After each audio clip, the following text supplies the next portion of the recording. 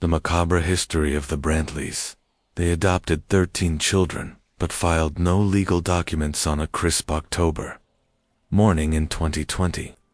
Child Protective Services investigator Angela Torres received what seemed like a routine wellness check request.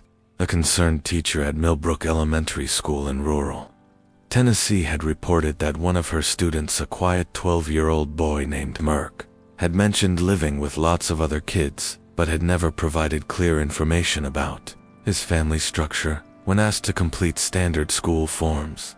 What? Angela discovered when she knocked on the door of 847 Maple Grove Road would expose one of the most sophisticated cases of undocumented child placement in American history, hidden behind a facade of Christian charity and small-town respectability. The house that greeted Angela was a sprawling 2-story farmhouse, painted pristine white with emerald green shutters and a wraparound porch that spoke of traditional American family values. Gardens bloomed with late-season flowers. Children's bicycles lined the front walkway, and the sound of young voices drifted from the backyard, all the hallmarks of a large, happy family. Robert and Martha Brantley, both in their early 60s, answered the door with warm smiles and an immediate invitation to join them for afternoon coffee. They presented themselves as retired educators who had devoted their golden years to providing homes for children who needed them most. Their manner was so disarmingly genuine, their explanations so reasonable, that Angela almost missed the subtle inconsistencies that would later unravel their carefully constructed deception. The Brantleys had moved to Millbrook, Tennessee, in 1995, purchasing the sprawling property with cash and quickly establishing themselves as pillars of the small community. Robert, a former high school principal from Kentucky, and Martha, a retired special education teacher, seemed like the ideal couple to tackle the challenges of caring for troubled youth. Within months of their arrival, they had begun taking in children, initially just 2 siblings whose parents had died in a car accident. But over the next 25 years, the number of children living in the Brantley household had grown steadily, with new arrivals appearing seemingly every few months. The children ranged in age from toddlers to teenagers, and all carried stories of trauma, abandonment, or family dysfunction that tugged at the heartstrings of anyone who heard them. To the residents of Millbrook, population 2,847, the Brantleys were nothing short of angels. They were active in the local Methodist church, where Martha taught Sunday school and Robert served as a deacon. They organized community fundraisers for various charities, hosted annual holiday parties for the entire town, and seemed to possess an inexhaustible capacity for love and generosity toward children that others had given up on. Local business owners spoke of the Brantleys' children as polite, well-behaved, and surprisingly mature for their ages. The kids worked part-time jobs around town, helping at the local grocery store, assisting elderly residents with yard work, and volunteering at community events. They were homeschooled, which the Brantleys explained is necessary due to the children's varied educational backgrounds and emotional needs. But as Angela Torres began her investigation, subtle details emerged that didn't align with the picture-perfect family the Brantleys had cultivated. When she asked to see adoption papers for the children currently living in the household, Robert and Martha exchanged glances that lasted just a moment too long.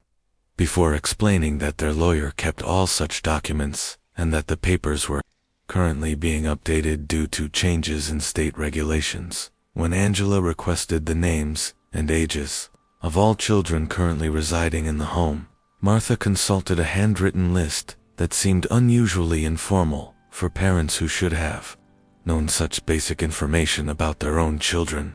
More troubling still, several of the children seemed uncertain about their own last names, referring to themselves by their first names only, or using Brantley, with a hesitation that suggested recent adoption of the surname.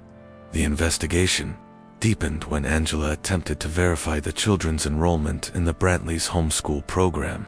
Tennessee requires detailed documentation for homeschooled students, including curriculum plans, attendance records, and periodic assessment reports. But when Angela requested these documents, she discovered that the Brantleys had never filed the necessary paperwork with the state education department. Officially, none of the children living in their household were enrolled in any educational program. Further examination revealed that the Brantleys had also never filed formal adoption proceedings for any of the 13 children currently living with them. In fact, there was no legal documentation establishing their guardianship, custody, or parental rights over any of the children they claimed to have adopted through various circumstances over the years. The children themselves presented a puzzle that became more complex the deeper Angela investigated.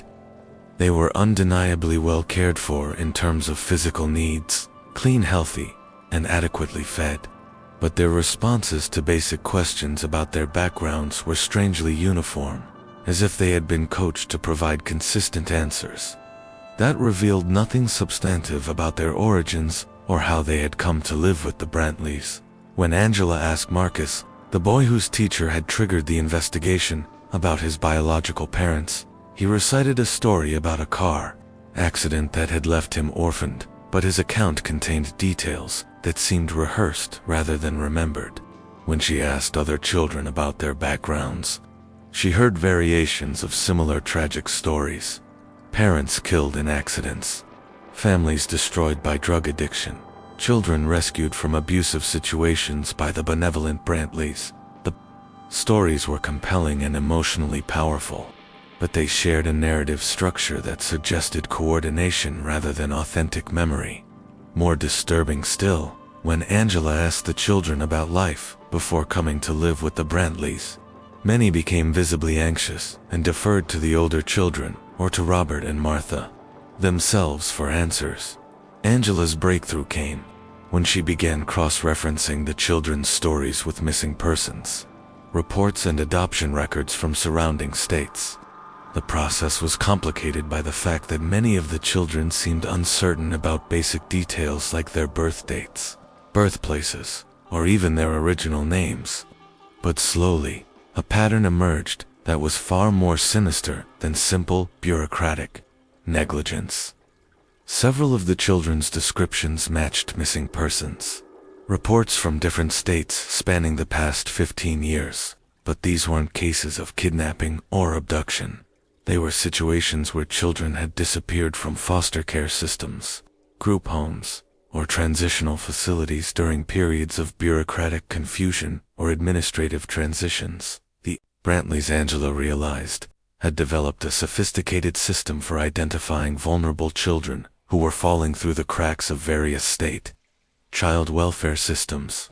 They targeted kids whose disappearances might not be immediately noticed, turnaways from group homes, children aging out of foster care, kids whose cases were being transferred between different agencies or jurisdictions. But how had they managed to acquire custody of these children without any legal documentation?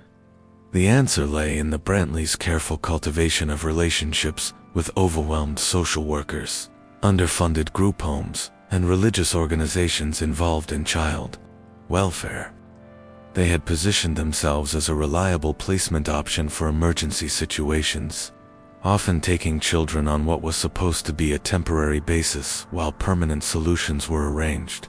The temporary placements, however, had become permanent through a combination of bureaucratic oversight and deliberate obfuscation. When social workers called to check on children placed with the Brantleys, they were assured that the kids were thriving and that paperwork was being processed.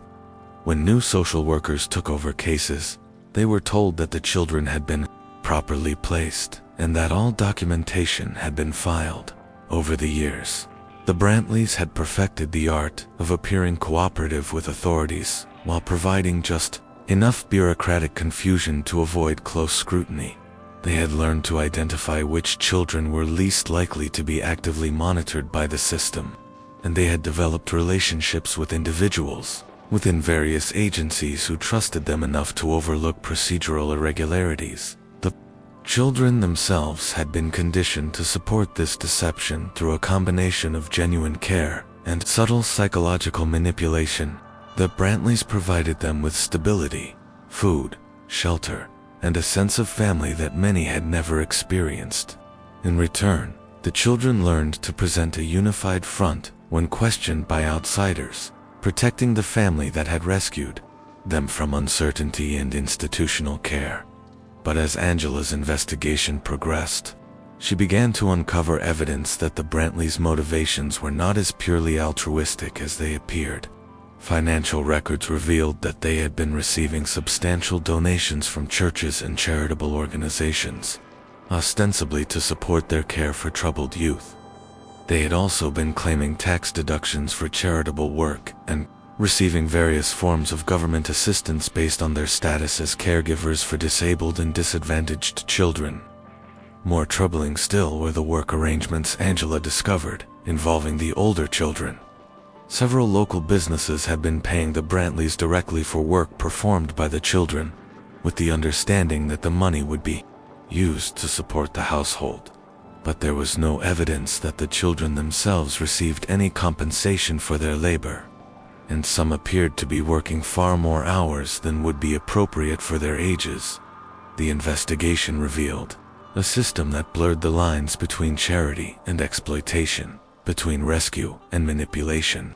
The Brantleys had created a household where 13 vulnerable children lived in legal limbo, dependent on their caregivers' goodwill, but with no official protections or recognition of their status as family members. As Angela prepared to delve deeper into the Brantley household, she realized that unraveling 25 years of undocumented child placements would require more than just verifying paperwork. She would need to understand how 13 children had become so thoroughly integrated into a family structure that existed entirely outside the legal framework designed to protect them.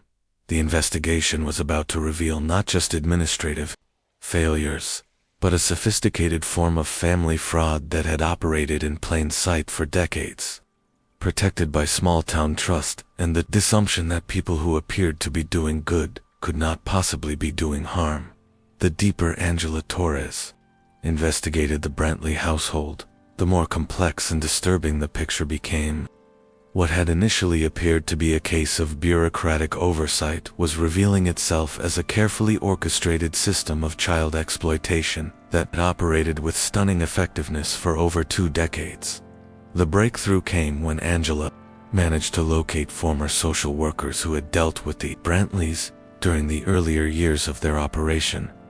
Dr. Patricia Hendricks, who had worked for Kentucky's Department of Children and Families in the late 1990s, remembered the Brantleys as a godsend during a period when her department was desperately overwhelmed and understaffed. According to Dr. Hendricks, the Brantleys had first appeared in 1997, offering to provide emergency foster care for children who needed immediate placement.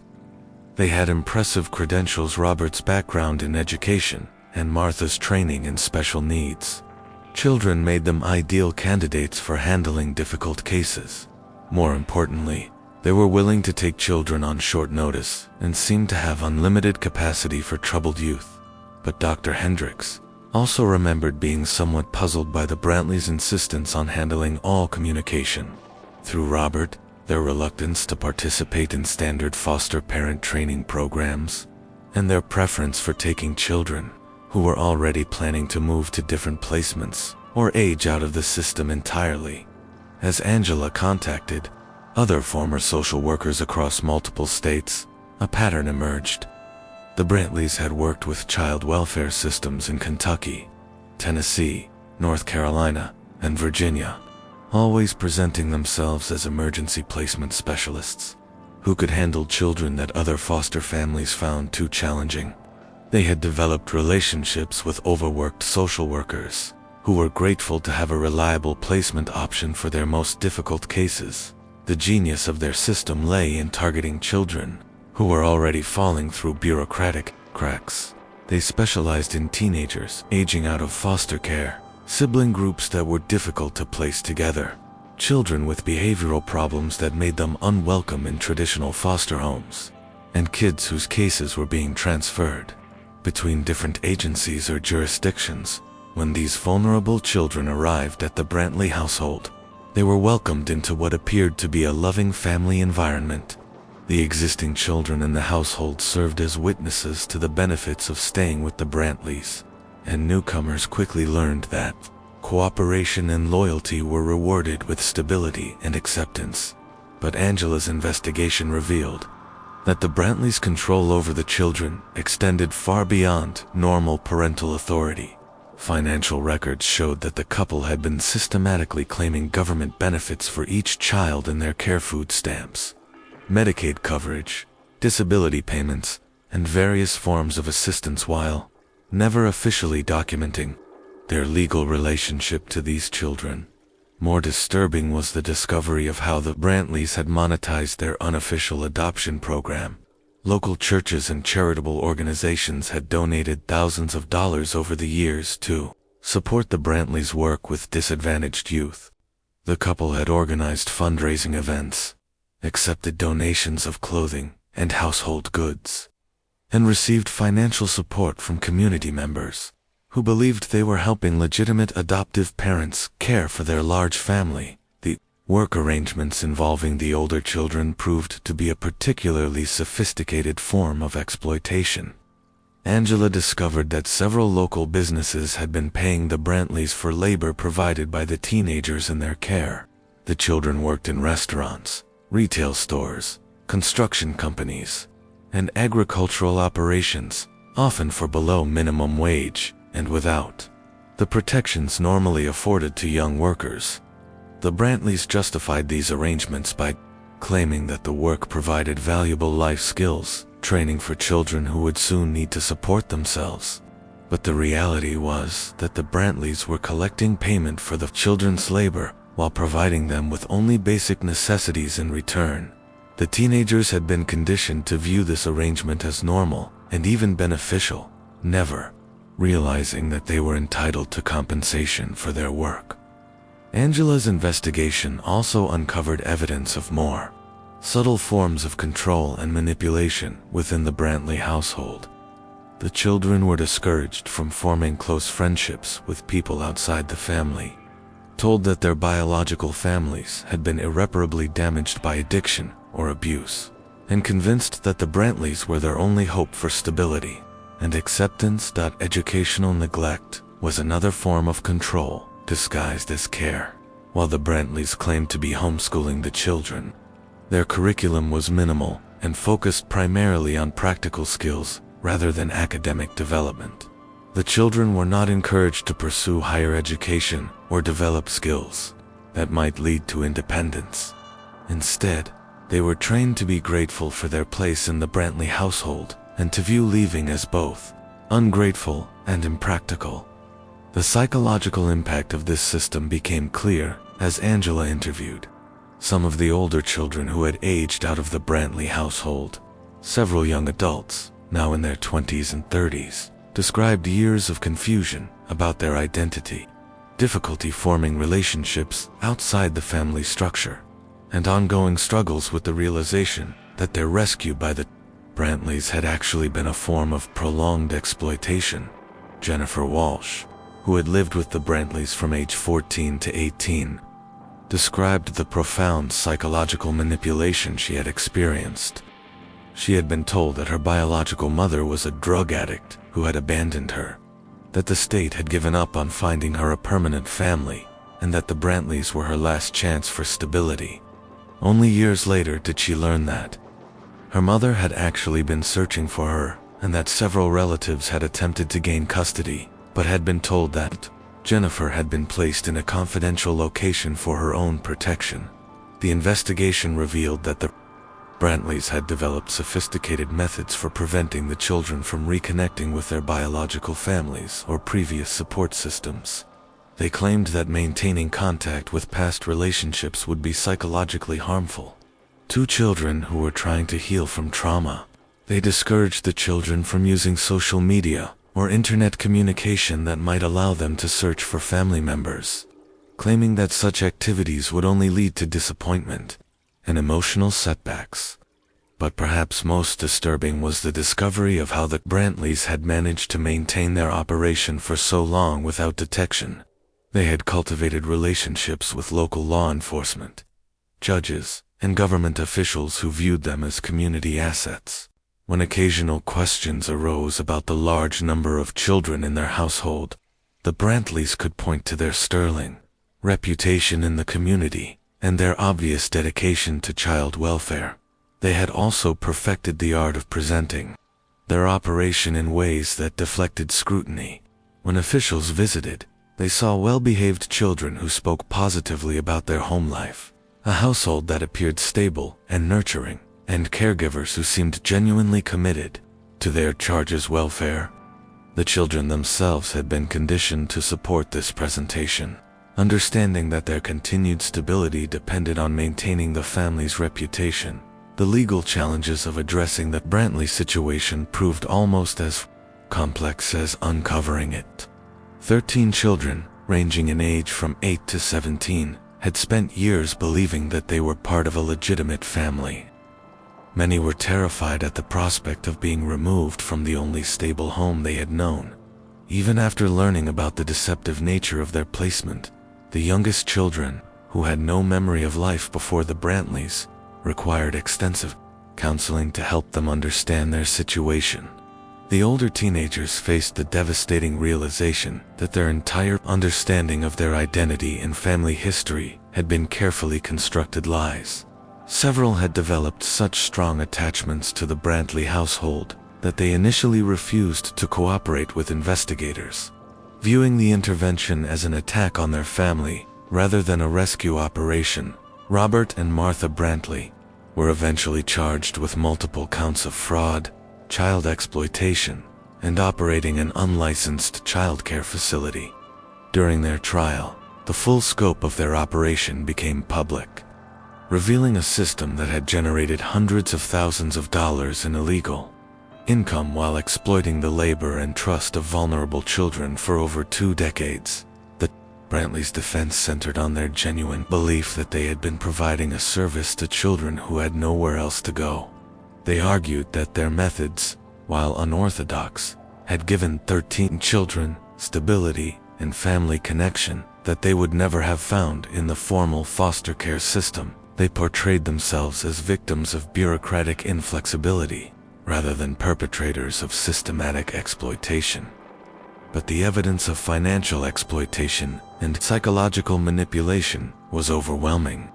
The prosecution demonstrated that the Brantleys had systematically profited from their unofficial adoptions, while denying the children the legal protections and opportunities that legitimate adoption would have provided. The 13 children were eventually placed in various forms of care designed to address their unique needs and help them transition to more appropriate living situations. The younger children were placed with licensed foster families or returned to biological relatives who had been searching for them. The older teenagers received specialized support to help them develop independent living skills and process the trauma of learning that their family structure had been based on deception. The Brantley case led to significant changes in how child welfare agencies track and monitor child placements across state lines. New protocols require more stringent verification of caregiver credentials and regular follow-up on children placed in emergency or temporary situations. The case also highlighted the need for better protection of children who age out of foster care and are vulnerable to exploitation by individuals who prey on their need for family connection. Robert Brantley died in prison in 2023, maintaining, until his death, that he had acted in the best interests of the children in his care. Martha was released after serving 3 years and has disappeared from public view. Neither attempted to maintain contact with any of the children they had claimed to love as their own. Today, most of the 13 children are rebuilding their lives with varying degrees of success. Some have reconnected with biological families. Others have formed new family connections through legitimate adoption or marriage. All carry the complex legacy of having been loved and exploited simultaneously, cared for and manipulated by the same people who claimed to be their saviors. The macabre history of the Brantleys serves as a chilling reminder that exploitation can hide behind facades of charity and love. Their story exposes the vulnerability of children who fall through the cracks of official systems, and the ease with which predators can exploit society's desire to believe in the goodness of those who appear to be helping others. In the end, the 13 children who lived without legal documentation in the Brantley household discovered that family is more than just shared living space and daily care. True family requires honesty, legal protection, and the freedom to choose one's own path, freedoms that the Brantleys, despite their claims of love, had systematically denied them for decades. Thank you for watching another tale unfold here on NW Storytime. Every story hides a secret, and tonight you uncovered another one. Tell me in the comments where you're watching from. I'd love to know how far these stories travel. If you enjoyed this mystery, don't forget to like, share, and subscribe. It helps us keep the secrets alive. Until next time, stay curious,